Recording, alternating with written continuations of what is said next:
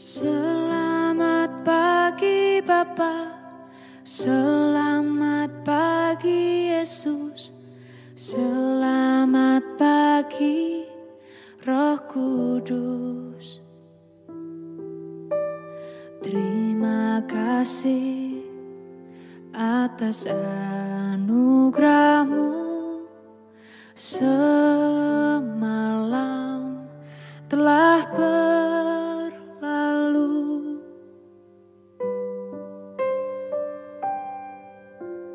Selamat pagi Bapa, selamat pagi Yesus, selamat pagi Roh Kudus.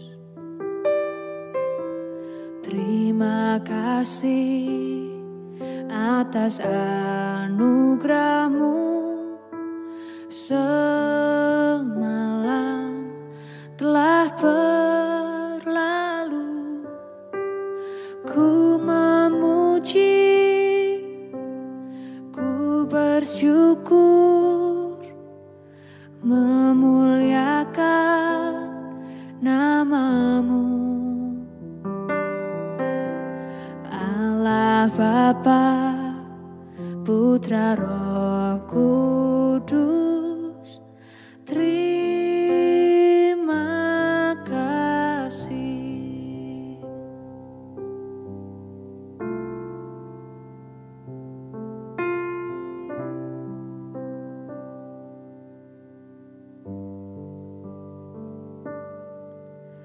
Selamat pagi Bapa, selamat pagi Yesus, selamat pagi Roh Kudus. Terima kasih atas anugerah-Mu, semalam telah berlalu. Ku memuji, ku bersyukur, memuliakan nama-Mu. Allah Bapa, Putra Roh Kudus, terima kasih.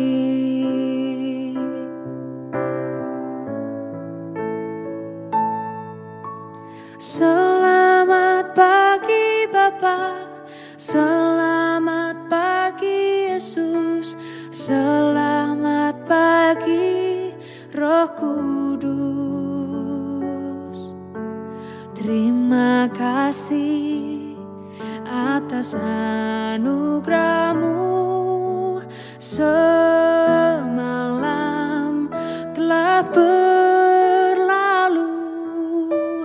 Ku memuji, ku bersyukur, memuliakan nama-Mu. Allah Bapa, Putra Roh Kudus, terima kasih. Terima kasih. Terima kasih.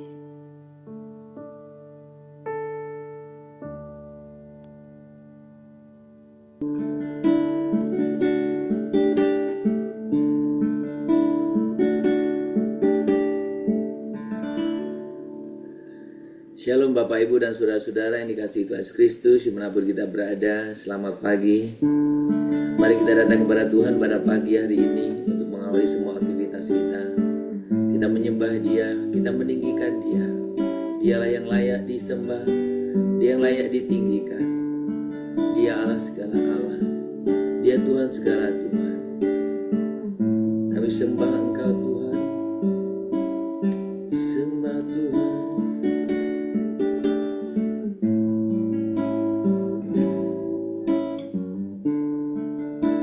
Semua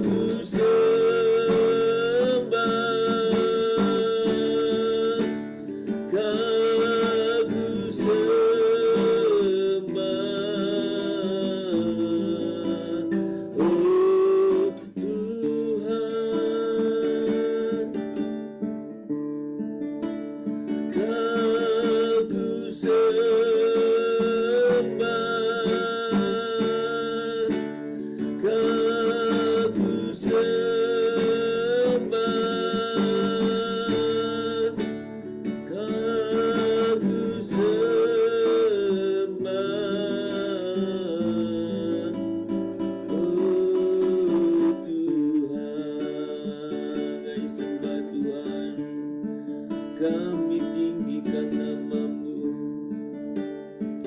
kami agungkan Tuhan, kami muliakan, kami tinggikan, kami sembah Tuhan, kami sembah ya Tuhan, kami ingin memuliakan namamu, kami mengagungkan.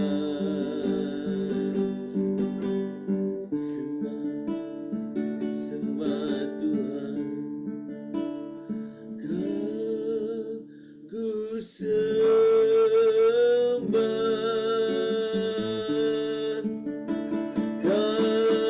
ku sembah, ku sembah, oh Tuhan, ku sembah, ku sembah,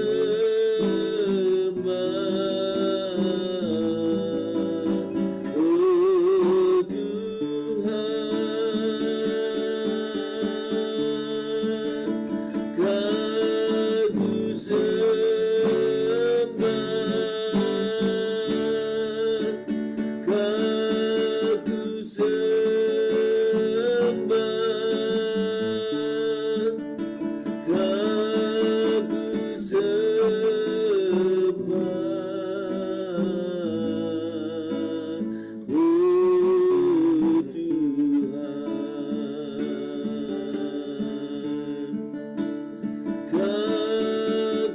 oh Tuhan.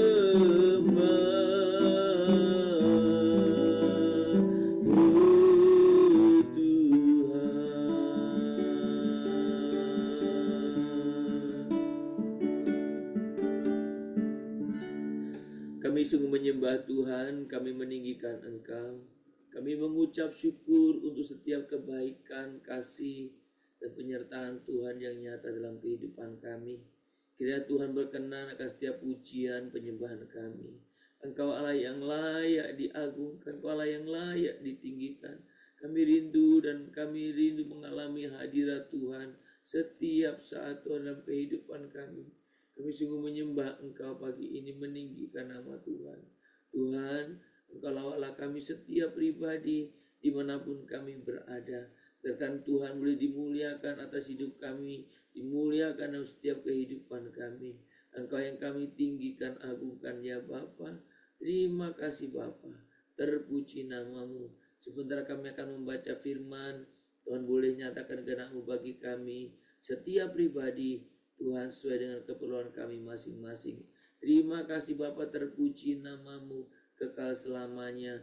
Hanya di dalam nama Yesus kami berdoa. Amin. Bapak Ibu, mari kita membuka Alkitab kita dari Efesus pasal yang keempat. Efesus pasal yang keempat. Kita akan membaca ayat yang ke-25 sampai dengan ayat yang ke-27. 25 sampai dengan ayat yang ke-27.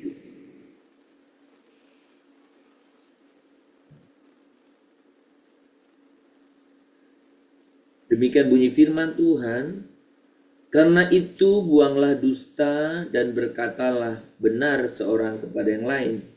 Karena kita adalah sesama anggota. Apabila kamu menjadi marah, janganlah kamu berbuat dosa. Janganlah matahari terbenam sebelum padam amarahmu, dan janganlah beri kesempatan kepada iblis. Bapak Ibu yang dikasihi Tuhan, ayat ini adalah satu bagian dari perikop yang oleh Elai diberi judul manusia baru. Dan ini juga memang merupakan bagian kedua dari kitab Efesus yang berbicara tentang bagaimana semestinya kehidupan orang yang sudah diselamatkan. Saudara, kalau kita melihat dalam konteks tubuh Kristus atau komunitas orang percaya, gereja, jemaat Tuhan, saudara, semestinya saya dan saudara benar-benar hidup di dalam kejujuran, ketulusan, keterbukaan. satu dengan yang lain. Tidak bisa dinafikan memang, tidak bisa diabaikan begitu saja memang, bahwa ketika hidup bersama pasti ada salah paham, karena kehidupan bersama pasti akan ada sedikit sana sini konflik, perbedaan, pasti. Tapi kalau sudah memperhatikan ayat ini, karena itu buanglah segala dusta. Buanglah dusta dan berkatalah benar. Sudah ini kuncinya. Buang dusta, berkatalah benar seorang kepada yang lain.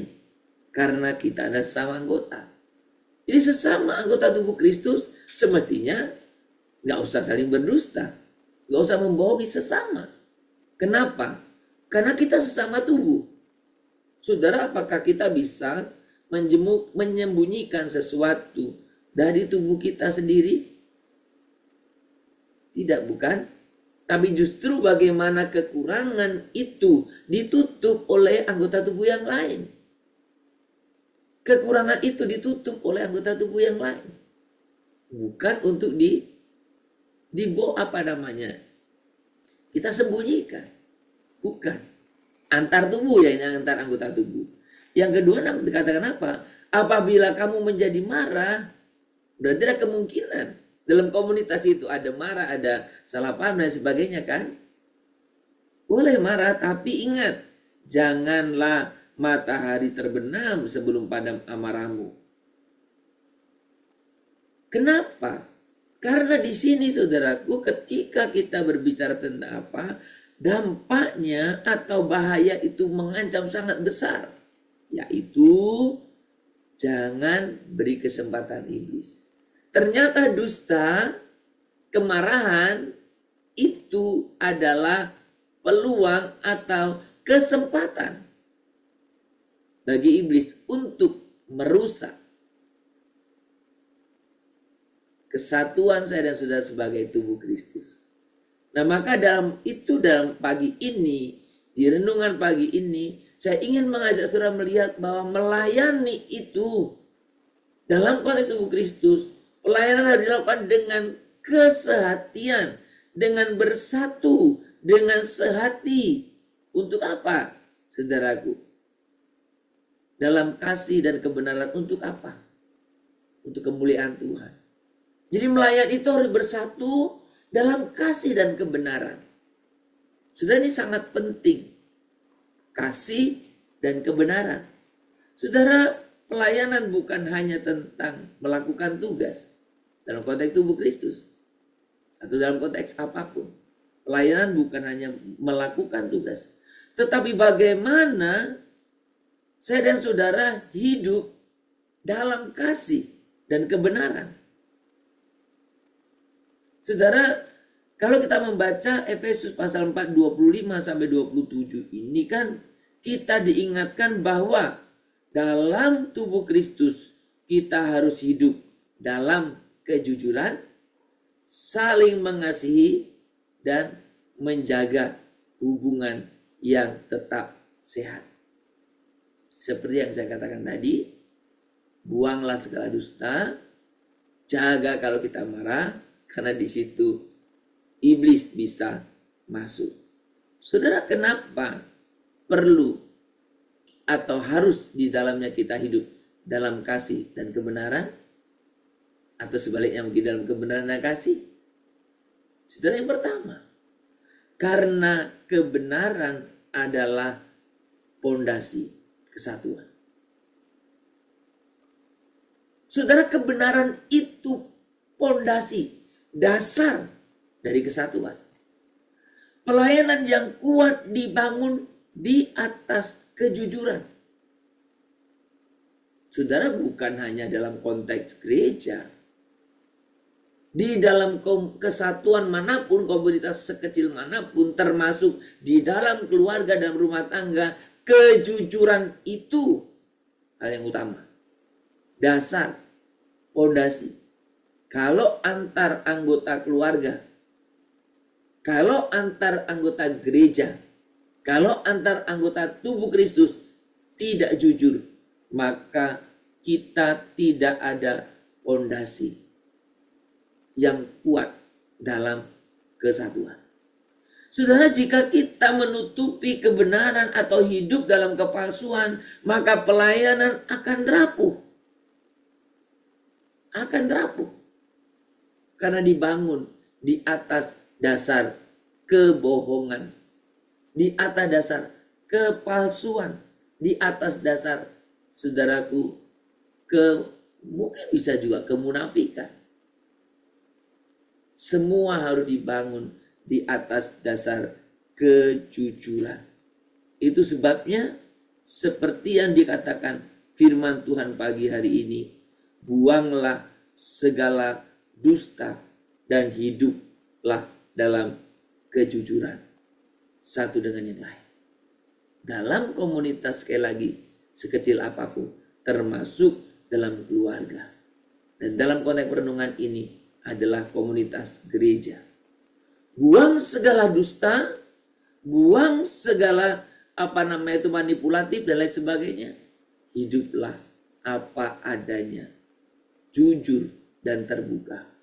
Apa adanya, itulah dasar dalam atau sebagai dasar fondasi kesatuan.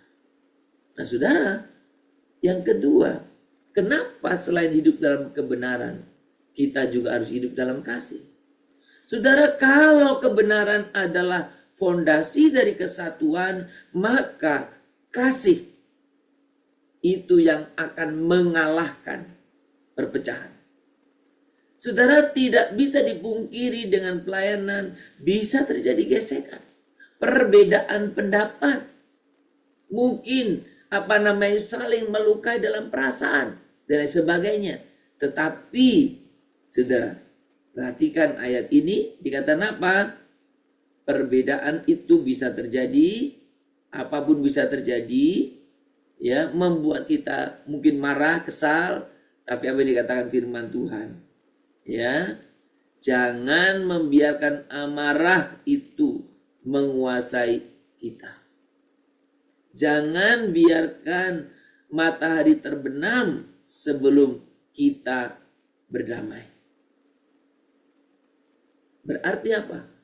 Kalaupun ada, saudara, kesalahan, kekeliruan dari salah satu anggota tubuh Kristus kepada salah satu anggota tubuh Kristus yang lain, kasih di sini yang memampukan kita mengampuni,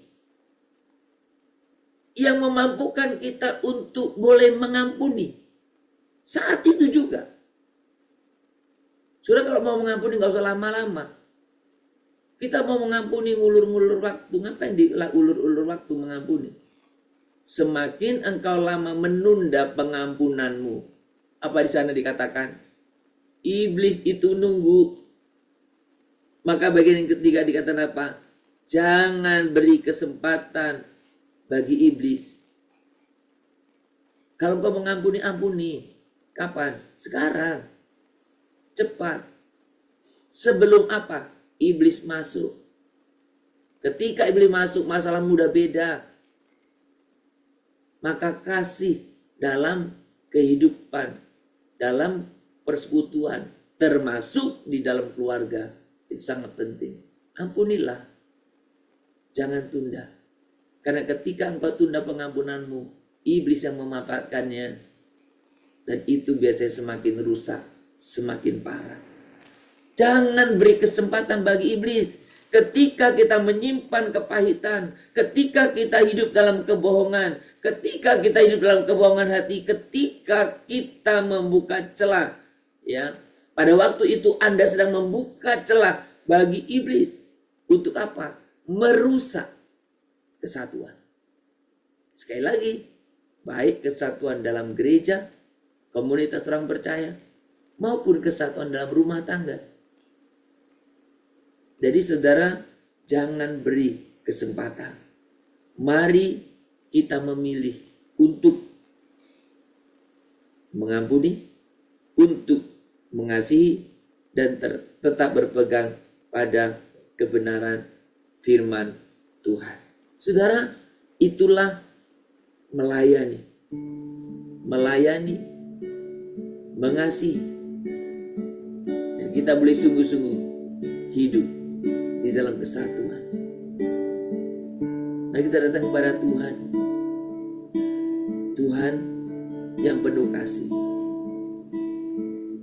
Ajar kami untuk melayani dengan hati yang bersih, penuh kasih dan kebenaran. Singkirkan dusta dari hidup kami dan jauhkan kami dari perpecahan. Biarlah kasih-Mu mempersatukan kami dalam pelayanan ini, agar nama-Mu semakin dimuliakan. Biarlah kasih-Mu yang mempersatukan di tengah-tengah keluarga kami, bahkan keluarga inti kami, supaya nama-Mu juga semakin dipermuliakan. Aku mau jadi roti yang terpecah bagimu. Aku mau jadi anggur yang tercurah bagimu. Aku mau jadi saksi melakukan kehendak-Mu, melayani, mengasihi, lebih sungguh melayani, mengasihi, lebih sungguh melayani,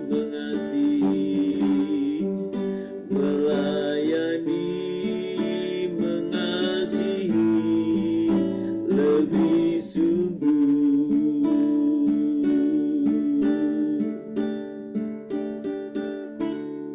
Kami sungguh mengucapkan syukur untuk kebenaran firman-Mu. Tuhan, ampuni kami kalau seringkali kami menyimpan atau bersikap manipulatif. Kami berbohong, kami berdusta di tengah-tengah komunitas kami. Kami juga sering ada selisih paham. Kami sering ada iri hati, sehingga sering terjadi perdebatan, konflik dalam tubuh Kristus. Ampuni kami kalau kami selama ini tidak sesegera mungkin menyelesaikan. Dan biarkan kami Tuhan pada pagi hari ini, sungguh kami hidup di dalam kasih-Mu itu. Kami hidup di dalam kasih-Mu itu. Dan kami hidup di dalam kebenaran. Karena kebenaran adalah dasar dari setiap kesatuan, baik dalam rumah tangga maupun di dalam gereja atau komunitas tubuh Kristus. Tuhan, kebenaranlah yang menjadi pondasi. Jangan biarkan kami hidup dalam kebohongan dan ketidakjujuran. Jangan biarkan kami hidup dalam kemunafikan, tapi biarlah kami jujur, terbuka. Dan Tuhan, biarlah kami terus juga hidup di dalam kasih-Mu. Karena dengan kasih-Mu lah kami bisa melepaskan pengampunan. Pengampunan yang tidak kami tunda-tunda. Tetapi saat ini juga kami langsung melepaskan pengampunan. Saat kami bersalah jugalah. Saat orang lain melukai kamilah, di situ kami lepaskan pengampunan. Tuhan, kiranya Engkau sungguh yang menolong kami, memimpin kami untuk hidup di dalam setiap kebenaran-Mu. Tuhan, terima kasih pagi ini untuk firman-Mu. Kami rindu Tuhan, kami boleh mewartakannya melalui kehidupan kami sehari-hari. Kami serahkan dalam tangan Tuhan setiap usaha pekerjaan kami semuanya. Dan biarlah dalam setiap usaha pekerjaan kami boleh senantiasa mewartakan tentang kebaikan-Mu, mewartakan Injil melalui setiap perbuatan dan tindakan kami di dalam kebenaran, di dalam kasih. Tuhan, pimpinlah kami supaya kami boleh sungguh hidup yang demikian. Kami serahkan juga untuk saat ini, Tuhan berikan kepada kami hati yang berbelas kasihan pada orang-orang yang belum mengenal Tuhan. Tuhan, kami berdoa untuk setiap pemberitaan Injil yang dilakukan oleh lembaga apapun, dan biarlah Tuhan melalui media apapun Injil boleh diberitakan, baik melalui sosial media, melalui berbagai Tuhan alat ataupun berbagai sarana Tuhan, Injil bisa diberitakan. Bahkan Injil bisa diberitakan melalui setiap kami dalam kehidupan kami dimanapun, ketika kami boleh sungguh ada. Biarlah kami terus Tuhan mempermuliakan Tuhan melalui setiap hidup kami. Dan Tuhan beri kepada kami kesempatan untuk menceritakan tentang Injil kerajaan-Mu kepada orang-orang di sekeliling kami. Berkati juga untuk lembaga-lembaga misi yang mengutus para misionarisnya untuk khusus memberitakan Injil Tuhan. Kami berdoa kemanapun, di daerah manapun, Tuhan, para misionaris diutus untuk memberitakan Injil. Kiranya Tuhan, penyertaan-Mu kami percaya terus ada pada mereka. Dan kiranya Tuhan melalui mereka Tuhan dipermuliakan, melalui mereka Tuhan diperkenalkan, melalui Tuhan mereka Tuhan boleh sungguh disaksikan kepada orang-orang yang belum mengenal Engkau Tuhan. Kami juga mau berdoa untuk pelayanan-pelayanan pemberitaan Injil yang dilakukan oleh gereja-gereja lokal, oleh lembaga-lembaga misi, oleh komisi-komisi misi dalam setiap gereja, sehingga Tuhan Injil diberitakan di berbagai tempat. Tuhan, kami juga berdoa untuk pemberitaan Injil kepada kelompok atau suku atau tingkat atau generasi-generasi tertentu, komunitas-komunitas tertentu, kami serahkan ke dalam tangan Tuhan. Tuhanlah yang bekerja, Tuhanlah yang memberkati buat setiap usaha pemberitaan Injil ini Tuhan. Kami percaya Tuhan, dimanapun Tuhan, apapun yang Tuhan berikan kepada kami, Tuhan karunia, Tuhan kami boleh pakai untuk memberitakan Injil kerajaan-Mu. Berkati Tuhan setiap kami, supaya kami semuanya boleh Tuhan memperoleh Tuhan anugerah-Mu, untuk kami boleh menyaksikan tentang kebenaran, tentang kasih kepada orang-orang di sekeliling kami. Terima kasih Bapa, juga sosial media sebagai sarana komunikasi yang dibaca oleh banyak orang, dilihat oleh banyak orang. Biarlah melaluinya kami pun boleh memberitakan Injil kerajaan-Mu. Tuhan, melalui sikap, melalui perbuatan, bahkan melalui kata-kata verbal, Tuhan tolong kami untuk kami boleh berani memberitakan kebenaran dan kasih-Mu. Terima kasih Bapa di surga. Untuk semua aktivitas kami hari ini, kami serahkan dalam tangan Tuhan. Pekerjaan kami, bisnis, usaha, dan juga untuk pendidikan anak-anak, Tuhan kami serahkan ke dalam tangan Tuhan. Tuhan yang memberkati mereka, Tuhan yang menuntun mereka, Tuhan yang menyertai, beri hikmat, dan Tuhan penyertaan buat anak-anak kami. Dan kami terus berdoa buat mereka yang sedang dalam keadaan sakit, yang sedang dalam perawatan pemulihan kesehatan. Kami juga mau percayakan kepadamu, kiranya Tuhan yang menolong, yang memimpin, yang memberikan kepada mereka Tuhan kesembuhan pemulihan. Dan biarlah di tengah-tengah Tuhan masa pemulihan ini, mereka juga boleh merasakan kasih penyertaan Tuhan dalam kehidupan mereka. Engkau adalah Allah yang Immanuel, yang bersama dengan mereka. Terima kasih Bapa, terpuji nama-Mu kekal selamanya. Di dalam nama Tuhan Yesus kami berdoa. Mari kita berdoa. Bapa kami yang di surga, dikuduskanlah nama-Mu, datanglah kerajaan-Mu, jadilah kehendak-Mu di bumi seperti surga. Berikanlah kami pada hari ini makanan kami secukupnya, dan ampunilah kami akan kesalahan kami, seperti kami juga telah mengampuni orang yang bersalah kepada kami. Janganlah membawa kami ke dalam pencobaan, tetapi lepaskanlah kami daripada yang jahat.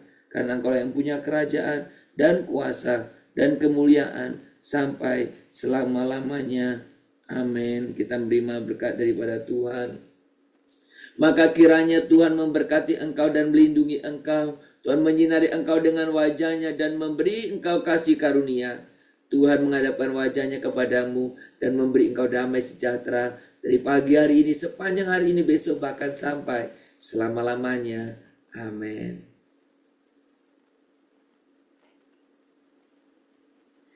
Shalom Bapak Ibu dan Saudara-saudara yang dikasihi Tuhan. Selamat beraktivitas, selamat berkarya, dan biarlah kita boleh menjalani, mengawali juga dalam minggu-minggu